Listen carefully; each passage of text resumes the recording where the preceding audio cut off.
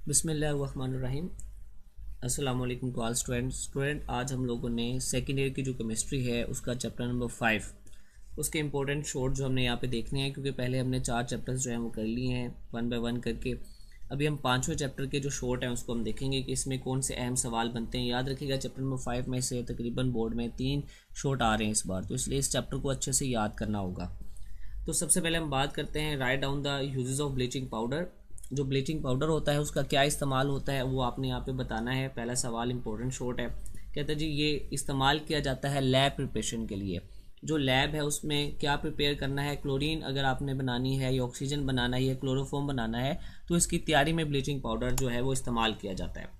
दूसरा वो कहता है जी वूल बनाने में जो है वो इस्तेमाल किया जाता है श्रिंकेबल, यानी कि आपके पास एक ऐसी ऊन जो कि बाद में अपने आप को कम कर सकती है। ठीक है, तो कहने से मुराद है कि आपके पास वूल तैयार करने के लिए इस्तेमाल होती है ब्लीचिंग पाउडर। फिर ये ब्लीच करती है कॉटन को, लाइनन को और पेपर पल्प को। आप कहीं ना कहीं देखें तो ये इसका मकसद जो है वो शाइनिंग देना है या उसको वाइट करना है ज़्यादा अच्छे से तरीके से। जो भी आपके पास कपड़ा, जो कपड़े की एक टाइप है, पेपर है या कॉटन है या लाइनन है। ठीक है, और लास्ट उसने कहा है जी disinfectant and in the sterilisation of water. इसका काम जो है वो पानी की सफाई का है, पानी को अच्छे से साफ भी किए कर सकता है ब्लीचिंग पाउडर जो है। ठीक है, तो ये तकरीबन 4 यूजेस उसने यहाँ पे दिए हुए हैं ब्लीचिंग पाउडर के लिए, तो आपने इनको याद कर लेना है। सेकंड नंबर पे बहुत ही ज़्यादा बार आने वाला जो सवाल है बोर्ड के अंदर वो है डिस्प्रोपोर्शनेशन रिएक्शन। ठीक है ना, ये ऐसा रिएक्शन होता है, ऐसा रिएक्शन के जिसके अंदर एक एलिमेंट जो है वो अपने आप को ऑक्सीडाइज भी कर रहा हो और रिड्यूस भी कर रहा हो, दोनों काम एक साथ कर रहा हो। जैसे कि इस रिएक्शन के अंदर जो क्लोरीन है, क्लोरीन अपने आप को ऑक्सीडाइज भी कर रहा है और अपने आप को रिड्यूस भी कर रहा है। ठीक है ना, क्योंकि यहाँ पे क्लोरीन पर कोई चार्ज नहीं है, यहाँ पे 0 है चार्ज, ऑक्सीडेशन नंबर इसका। लेकिन अगर हम प्रोडक्ट में चले जाएं तो यहाँ पे Cl पर माइनस चार्ज है और यहाँ पे Cl पर पॉजिटिव चार्ज है। तो यानी कि क्लोरीन वो एलिमेंट है इस रिएक्शन के अंदर कि जो अपने आप को ऑक्सीडाइज भी कर रहा है और रिड्यूस भी कर रहा है। और ऐसा रिएक्शन कि जिसके अंदर एक एलिमेंट जो है अपने आप को रिड्यूस भी कर रहा हो, ऑक्सीडाइज भी कर रहा हो, उस रिएक्शन को हम कहते हैं डिस्प्रोपोर्शनेशन रिएक्शन। ठीक है, तो ये आपने अच्छे से याद कर लेना है, डेफिनेशन भी और ये मिसाल भी आपने याद कर लेनी है। ठीक है, नेक्स्ट हम बात करते हैं कि हमारे पास वो कहते हैं YHF is a weaker acid. आप बताएं ज़रा कि जो वो HF है वो एक वीकर एसिड क्यों है एज कम्पेयर टू HCl। तो याद रखिएगा कि जो HF होता है इसके अंदर स्ट्रॉन्ग बॉन्ड होता है, इसके अंदर जो है स्ट्रॉन्ग हाइड्रोजन बॉन्डिंग होती है, पाई जाती है, जबकि HCl के अंदर हाइड्रोजन बॉन्डिंग नहीं पाई जाती। तो HF के अंदर क्योंकि हाइड्रोजन बॉन्डिंग है इसलिए ये एक स्ट्रॉन्ग नहीं बल्कि एक वीक एसिड है। जबकि आप बात करें HCl की तो इसमें हाइड्रोजन बॉन्डिंग ना होने की वजह से ये एक वीक बॉन्ड बनाता है और आसानी से हाइड्रोजन डोनेट कर सकता है, इसलिए ये एक अच्छा एसिड है, स्ट्रॉन्ग एसिड है। लेकिन ये HF एक वीक एसिड है। ठीक है, नेक्स्ट हम बात करते हैं व्हाट इज आयोनाइज्ड सॉल्ट। वो कहता है जी आयोनाइज्ड सॉल्ट जो है वो क्या होता है। वो कहता है कि जब भी आप जो कॉमन सॉल्ट है उसके अंदर आप ऐड करते हो, किसको ऐड करते हो, सोडियम या पोटाशियम आयोडाइड को, तो वो हमारे पास जो है आयोनाइज्ड सॉल्ट बनता है। और इसका काम कहीं ना कहीं जो है जो ग्वाइटर जैसी बीमारी है, ठीक है, उससे इसको बचाना है। इंसान की जो ग्वाइटर की बीमारी है उसको बचाने के लिए, उससे बचाव करने के लिए हम लोग आयोनाइज्ड जो सॉल्ट है इसका इस्तेमाल करते हैं। अगला सवाल बहुत ही ज़्यादा इंपॉर्टेंट है, फ्रियोन एंड टेफ्लॉन में डिफरेंस। ठीक है, तो यहाँ पे दोनों ही कंपाउंड कहीं ना कहीं फ्लोरीन के कंपाउंड्स हैं। तो यहाँ पे वो कहते हैं कि जो फ्रियोन है ये लो मोलिकुलर मास रखने वाला एक कंपाउंड है जिसका फुल फॉर्म अगर आप देखें तो फ्लोरोक्लोरोकार्बन है। तो इसकी टर्म्स भी दी हैं, इसकी जो डिफरेंट टर्म्स में ये पाया जाता है वो बताया है यहाँ पर उसने। ये फॉर्मूला भी आपने याद कर लेना है। और इसके अलावा उसने यहाँ पे बताया कि यूज़ होता है कि कहाँ यूज़ होता है, रेफ्रिजरेटर वगैरह में, और दूसरा जो है एरोसोल प्रोपिलेंट वगैरह में, यानी कि ये फ्यूल के तौर पे भी इस्तेमाल करता है। अब आगे हम बात करते हैं टेफ्लॉन क्या होता है। तो टेफ्लॉन भी फ्लोरीन का ही एक कंपाउंड है। वो कहता है कि ये आपके पास, इसको हम कहते हैं टेट्राफ्लोरोइथाइलिन, और ये आपके पास वो कहता है जी यूज़ किया जाता है वैल्यूएबल प्लास्टिक, ये प्लास्टिक बनाने के लिए इस्तेमाल किया जाता है। बहुत कमाल की जो प्लास्टिक इससे बनती है जिसके अंदर हम जो है काफ़ी हद तक स्टोर कर सकते हैं एसिड जैसी चीज़ों को। ठीक है, एसिड जैसी चीज़ों को इस प्लास्टिक में हम स्टोर कर सकते हैं। अगला सवाल है why has iodine a metallic cluster. जो आयोडीन होता है ये मेटेलिक क्लस्टर क्यों देता है। ठीक है। तो याद रखिएगा आयोडीन क्योंकि साइज में बहुत ज़्यादा होता है और शील्डिंग इफेक्ट इसमें जो है कहीं ना कहीं हाई होती है, तो इस वजह से जो इलेक्ट्रॉन है वो टाइटली बाउंड होते हैं with nucleus and easily excite. वो कहते हैं जी इस वजह से जो इलेक्ट्रॉन्स है वो आसानी से, क्योंकि टाइटली बाउंड नहीं होते तो वो बड़ी आसानी से जो एक्साइट और डी एक्साइट होते रहते हैं, जिसकी वजह से आयोडीन जो है वो मेटालिक क्लस्टर चमक देता रहता है, ठीक है। क्योंकि इसके अंदर जो इलेक्ट्रॉन है वो कहीं ना कहीं आसानी से एक्साइट और डी एक्साइट हो जाते हैं, इस वजह से आयोडीन जो है वो मेटालिक क्लस्टर हमें देता है। अगला सवाल है write the uses of helium and neon. Helium और नियॉन के जो यूजेस हैं वो एक्सप्लेन करें। सबसे पहले हीलियम के यूजेस उसने दिए हैं, वो कहते हैं जी वेदर बलून में इस्तेमाल किया जाता है, वेल्डिंग के लिए इस्तेमाल किया जाता है, सिग्नल लाइट्स के लिए इस्तेमाल किया जाता है। इसके अलावा जो डीप सी डाइवर्स हैं, जो कि समुंदर के अंदर जाने वाले डाइवर्स हैं, वो कहते हैं जी वो भी इसका इस्तेमाल करते हैं ऑक्सीजन को प्रोड्यूस करने में। इसके अलावा helium is use to cooling medium for nuclear reactors, ये न्यूक्लियर रिएक्टर्स को कूल करने के लिए भी इस्तेमाल किया जाता है। नियॉन का जो यूज़ है वो कहता है जी नियॉन जो है वो कहीं ना कहीं एडवर्टाइजिंग जो साइंस होते हैं उनमें इस्तेमाल किया जाता है, लाइटनिंग के लिए। इसके अलावा हाई वोल्टेज इंडिकेटर बनाता है, टीवी ट्यूब्स में इस्तेमाल किया जाता है, मेकिंग ग्लास, लेजर्स वगैरह जैसी चीज़ें वो कहता है यहाँ पे बनाई जाती हैं नियॉन से। तो ये दोनों के यूजेस आपने अच्छे से याद कर लेने हैं, ठीक है। जितने भी हैलोजेंस हैं, ये दो टॉपिक बड़े अहम है चैप्टर नंबर 5 में। एक आपके पास जो उसने बताए हैं कंपाउंड्स, हैलोजेंस के जो कंपाउंड्स हैं वो आपने अच्छे से याद कर लेने हैं, और दूसरे नंबर पे जो नोबल गैसेस हैं इनके भी सोर्सेज और इनके जो यूजेस हैं, ये दो टॉपिक बहुत ज़्यादा अहम है चैप्टर नंबर 5 में से, तो आपने इनको अच्छे से याद करना है।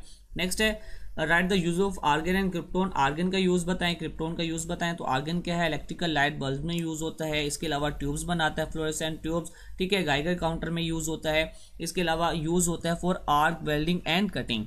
तो ये यूज़ हो गए आर्गन के। और क्रिप्टोन के क्या क्या क्या बता रहा है जी यूजेस, वो कहता है जी ये फ्लोरेसेंट, ये भी सेम उसी तरह से ये भी आर्गन की तरह जैसे वो फ्लोरेसेंट ट्यूब में इस्तेमाल हो रहा है, तो ये भी फ्लोरेसेंट ट्यूब में इस्तेमाल हो रहा है। इसके अलावा ये फ्लैश लैम्प वगैरह तैयार करता है, हाई स्पीड फोटोग्राफी के लिए इस्तेमाल किया जाता है। तो देख लें ये दोनों सवाल जैसे प्रीवियस सवाल है क्वेश्चन नंबर 7, वो भी नोबल गैसेस के यूजेस पर है और ये भी नोबल गैसेस के यूजेस पर है। और क्वेश्चन नंबर 9 भी अगर आप देखें रेडोन और ज़ीनॉन के यूजेस हैं, तो ये भी नोबल गैसेस के यूजेस पर क्या बोल रहा है वो। रेडोन क्या होता है, radon being radio active is use in radiotherapy for cancer treatment. वो कहते हैं कैंसर के ट्रीटमेंट में इसका इस्तेमाल किया जाता है, इससे जो निकलने वाली रेडिएशंस हैं उनको हम कैंसर के ट्रीटमेंट में इस्तेमाल करते हैं। और इसके अलावा अर्थक्वेक प्रेडिक्शन, इससे हम जो है अर्थक्वेक की प्रेडिक्शन भी करते हैं कि आया जल्जला जो है वो किस कदर नौइयत का ये आ सकता है, ये आने वाला है, ठीक है। नेक्स्ट हमारे पास है रेडोन और ज़ीनॉन के यूजेस। जैसे कि हम प्रीवियस जो सवाल देख के आए नोबल गैसेस के यूजेस हैं, तो ये भी नोबल गैसेस के यूजेस ही उसने दिए हैं, ठीक है ना। रेडोन का यूज वो कहता है किया जाता है कैंसर के ट्रीटमेंट के लिए, और ज़ीनॉन जो है वो कहीं ना कहीं बैक्टीरियासाइडल जो लैंप्स हैं उनको तैयार करने में इस्तेमाल किया जाता है। अगला सवाल है वो कहता है explain bleaching action of bleaching powder. जो ब्लीचिंग पाउडर है वो किस तरह से एक्शन करता है, किस तरह से काम करता है, उसकी केमिस्ट्री क्या है, वो जरा एक्सप्लेन करें।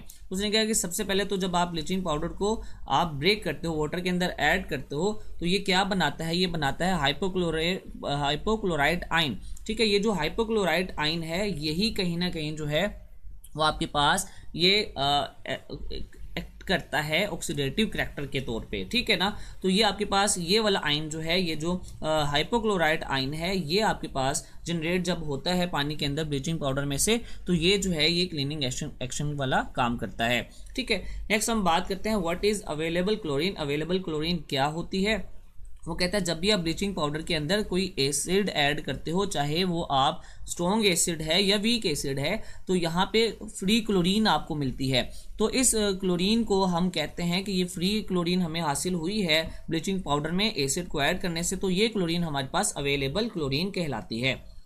नेक्स्ट हमारा सवाल है write the name and formula of oxy acid. आप ऑक्सी एसिड के ऑक्सी एसिड्स ऑफ क्लोरीन, जो ऑक्सी एसिड ऑफ क्लोरीन है उनके नाम बताएं, उनके फॉर्मूला बता दें। तो यहाँ पे उसने hypochloric acid, chlorous acid, chloric acid, perchloric acid ना सिर्फ नाम दिए हैं बल्कि साथ में इनके फॉर्मूलाज भी दिए हैं, तो आपने इसको अच्छे से याद कर लेना है।